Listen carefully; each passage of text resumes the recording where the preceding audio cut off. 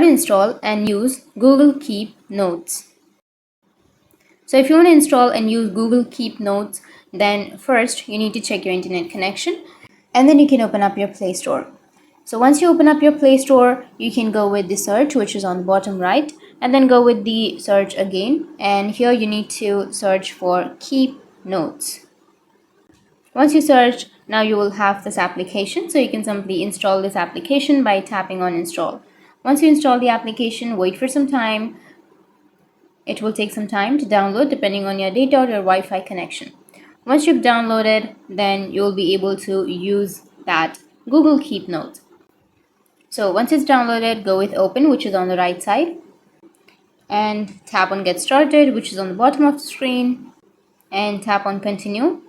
And here you can go with allow if you want to allow the notifications.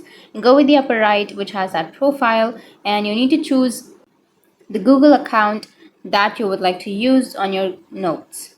And now note or create a note, then you can simply go with the plus icon, which is on the bottom right, tap on plus, and you'll be able to write a note. So for example, I'll be writing something. Once you can simply go back, and that will be saved automatically. And if you go for the upper left, which has that 3-bar icon, from here you'll be able to have the reminders option. You can create a new label, or you can go with settings. Under settings, you will have the display option, which is you will have the dark mode or light mode, and you can also go with the reminders, morning, afternoon, and evening, and you'll be able to enable the sharing.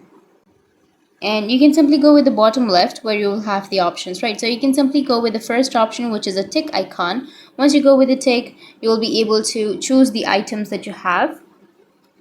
It will be easy for you to filter the items.